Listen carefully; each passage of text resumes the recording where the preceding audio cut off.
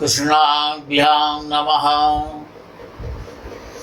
राधा कृष्ण के चरणारविंदों में शतकोटि नमन बंदन करते हुए मित्रों को, जिज्ञासुओं को, धर्म प्रेमियों को, ज्योतिष विज्ञान प्रेमियों को हर हर महादेव, बम बम भोले नमः शिवाय। मित्रों, तुला लग्न में जब राहु होता है, और राहु तो हर लगन में होता है, लेकिन विषय ये है कि हर लगन का राहु, हर भाव में राहु, हर भाव का राहु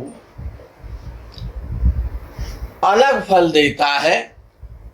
फल में शुभता और अशुभता, ह्रास और विकास हो जाता है। आज प्रारंभ करते हैं तुला लगन से कि जो भी तुला लगन वाले हैं, अर्थात तुला लगन और राहु की स्थिति, कि जिनका भी तुला लगन है, अर्थात नंबर 7 का ये जो लगन है, इसे तुला लगन कहते हैं। तो ये जो तुला लगन में जब राहु बैठता है तो अपनी मित्र राशि में बैठता है। तुला राशि राहु की मित्र राशि है और वो शुक्र का मित्र हो जाता है। तुला लगन में राहु अच्छा फल देता है, मित्र क्षेत्रीय हो जाता है जब वो लगन में बैठता है। लगन में बैठ करके राहु की सप्तम दृष्टि और सप्तम भाव पर होती है। पूर्ण दृष्टि सप्तम भाव पर हो जाती है तो उसका लगन, तुला लगन हो और लगन में राहु बैठा हो, तो उसका जो प्रभाव है वो पॉजिटिव होता है। नेगेटिव भी होता है और पॉजिटिव भी होता है। दोनों प्रकार का प्रभाव आपको देखने को मिलता है। ऐसा जातक विषयों में आसक्त रहता है, असंयमी होता है और व्यसनी होता है, स्वेच्छाचारी होता है, धन तो बहुत कमाता है। इस प्रकार का जातक जिसका तुला लगन में राहु बैठा होता है, जातक का जो गृहस्थ जो जीवन है, क्योंकि ये पत्नी का भाव है, राहु की दृष्टि सप्तम भाव पर सिद्धि आ रही है, तो गृहस्थ जीवन में पत्नी के साथ मतभेद रहते हैं और असंतोष रहता है। जातक को शिक्षा के क्षेत्र में, नौकरी के क्षेत्र में और व्यवसाय के क्षेत्र में प्रायः रुकावटें आती हैं, कष्ट पैदा होता है और व्यवधान आता है। जब तुला लगन में ही राहु बैठा होता है प्रथम भाव में।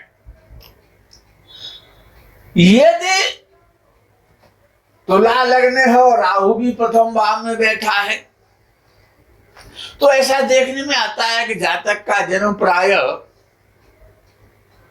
या तो ननिहाल में होता है या अस्पताल में होता है।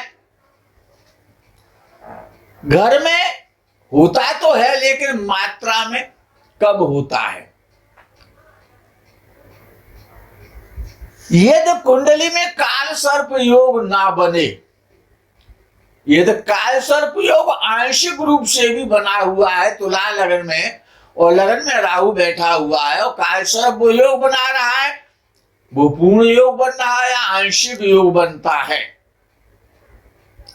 तो जो राहु की जो अंतर्दशा आएगी या प्रत्यंत दशा आएगी उसमें अच्छे फल की प्राप्ति नहीं होगी। और राहु लगन में बैठा है,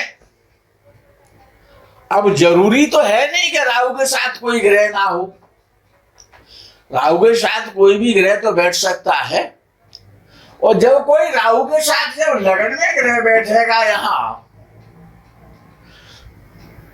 तो ये चंद्र बैठा हुआ है, राहु और चंद्र एक साथ तुला लगन में बैठे हुए हैं, तो कार्यों में रुकावट आएगी, व्यवसाय में रुकावट आएगी, और नौकरी के क्षेत्र में, सर्विस के क्षेत्र में व्यवधान आएंगे, और हृदय संबंधी परेशानियां आएंगी, हार्ट से संबंधित प्रॉब्लम्स आएंगे।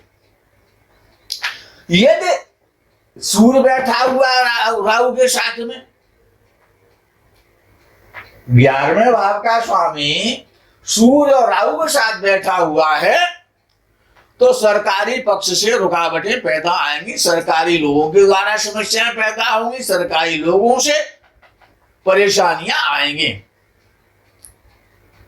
और भाग्य के साथ राहु के साथ में धन स्थान का स्वामी मंगल और सप्तम भाव का स्वामी मंगल, अर्थात राहु और मंगल की युति लगन में है, तो भाइयों से वाद विवाद होगा, मुकदमेबाजी हो सकती है, भाइयों से वैमनस्यता रहेगी, परिवारी जनों से वैमनस्य रहेगा, मित्रों से समस्याएं पैदा होंगी, और पत्नी से भी वाद विवाद और समस्याएं पैदा होंगी।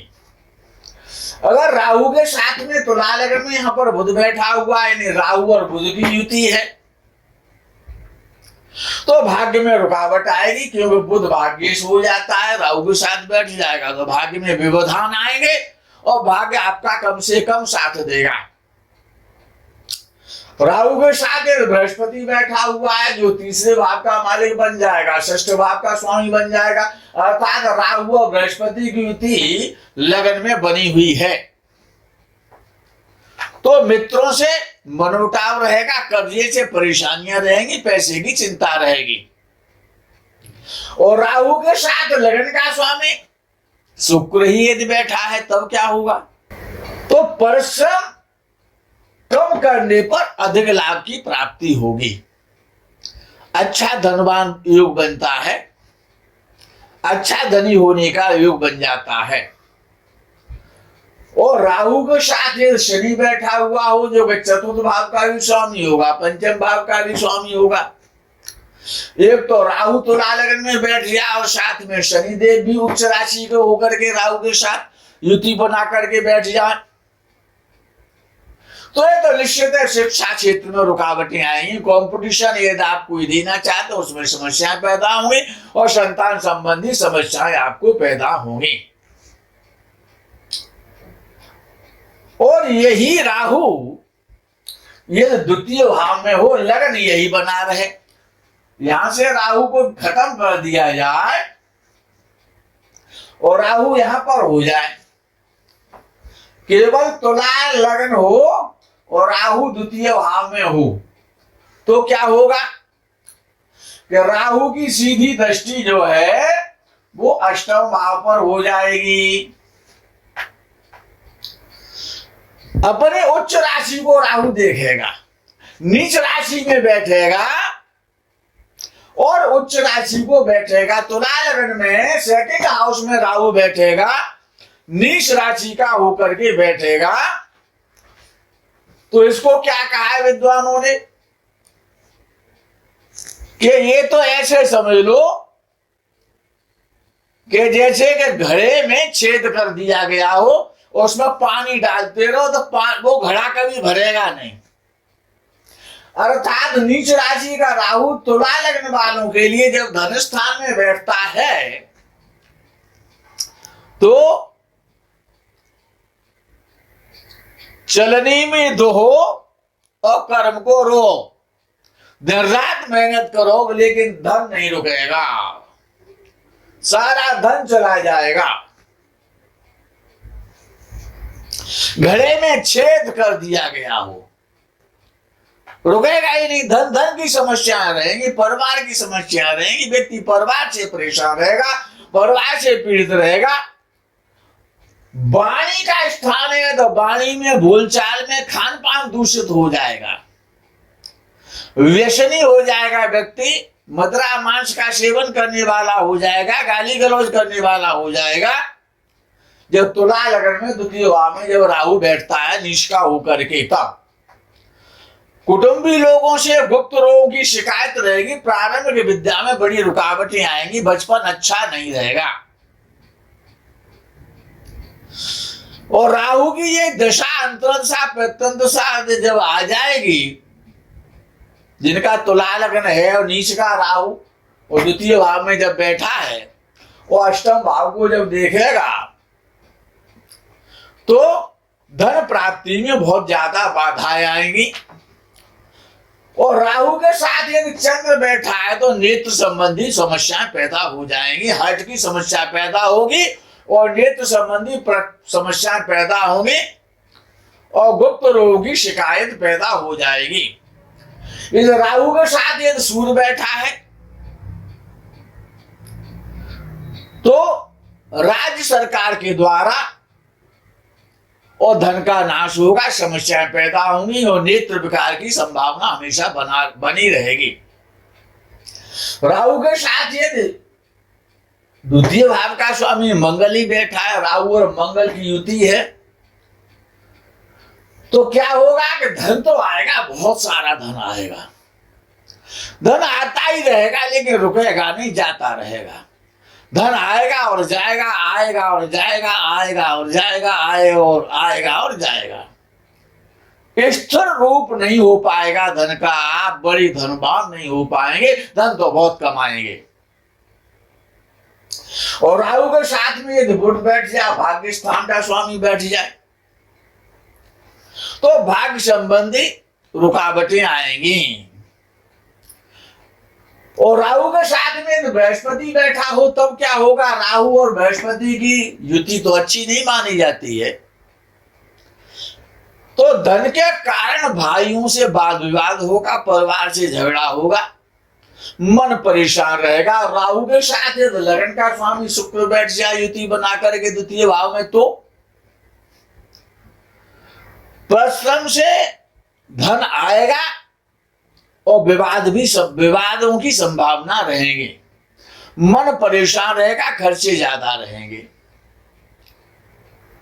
राहु के साथ यदि शनि की युति द्वितीय भाव में हो जाती है तुला लग्न वालों के लिए, राहु और शनि द्वितीय भाव में जब बैठते हैं तो ये तो निश्चित है कि परिवार से और धन से और विद्या से और खान पान से सबको परेशानियां मिलती हैं जब द्वितीय भाव में राहु शनि की युति होती है तुला लग्न वालों के लिए।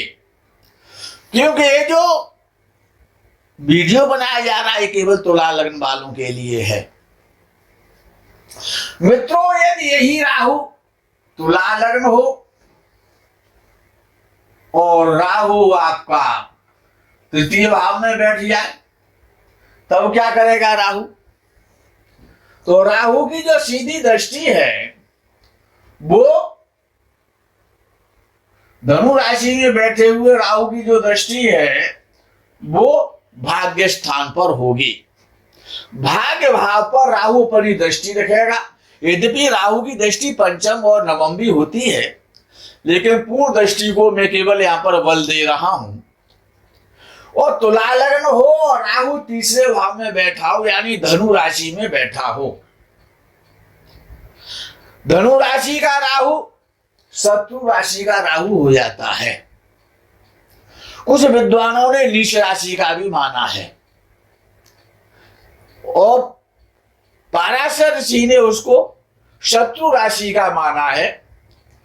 तो यश में, पराक्रम में, धनार्जन करने में, कीर्ति में, इस सब में बाधाएं राहु देगा, क्योंकि राहु शत्रु राशि का है और वो तीसरे भाव में बैठा हुआ है। भाइयों के द्वारा भाइयों से भागीदारी में यानी साझेदारी में समस्याएं आएंगी और अविश्वास की स्थितियां बनेगी। राहु की दशा जब आएगी, अंतर्दशा या महदशा आए, तो पराक्रम में रुकावटें आएंगी और स्वास्थ्य भी बिगड़ेगा। यद्यपि लंबी लंबी यात्राएं होंगी, धन भी आएगा। और राहु के साथ यदि चंद्र बैठा हुआ है तुला लग्न में तीसरे भाव में, तो भाई बहनों से विवाद पैदा कराएगा, भाई बहनों से प्रायः मतभेद रहेंगे, समस्याएं रहेंगी, मित्रों से भी समस्याएं आएंगी। राहु और सूर्य इस भाव में बैठे हुए हैं, तो सरकारी कर्मचारियों से निश्चित रूप से वाद विवाद होगा। सरकारी कर्मचारियों से सावधानी बना के रखें।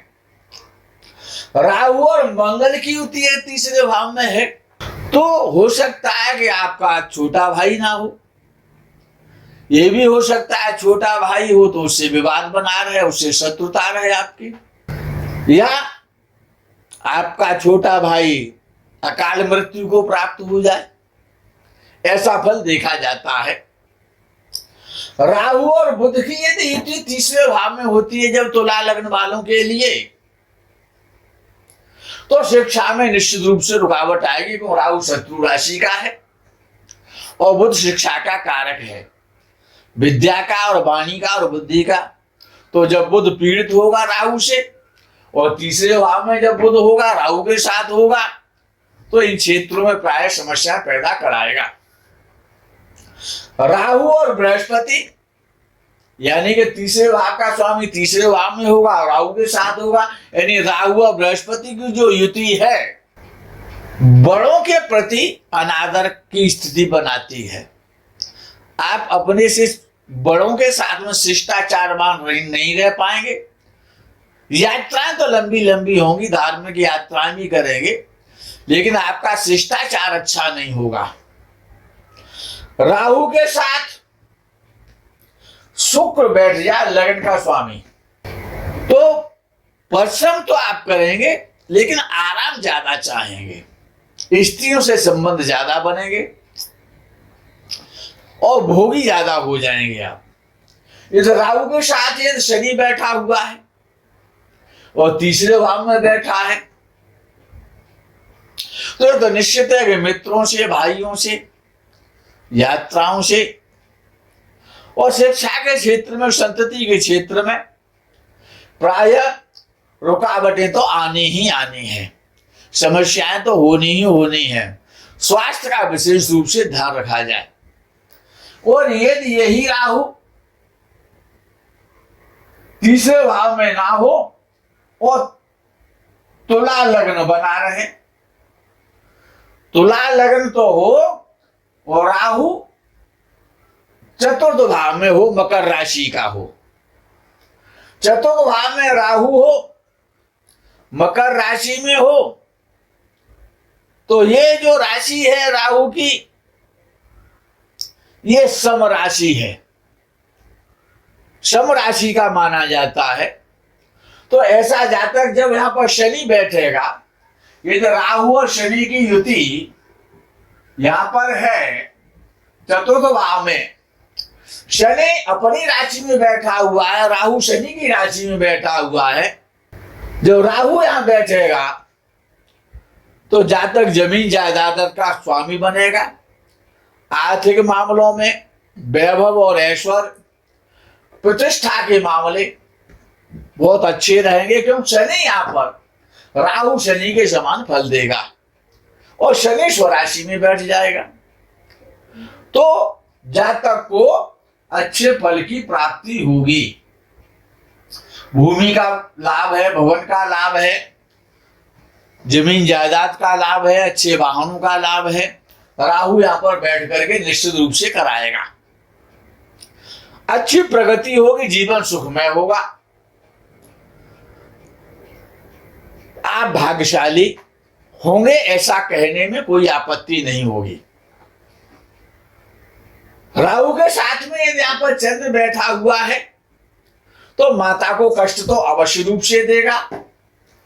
राहु और चंद्र की युति यहां पर अच्छी नहीं है, आप अपने घर में नहीं रह पाएंगे, परिवार में नहीं रह पाएंगे, जन्मभूमि पर नहीं रह पाएंगे, माँ का सुख आपको प्राप्त नहीं होगा। राहु चंद्र की युति चतुर्थ भाव में हो जाती है तुला लग्न वालों के लिए।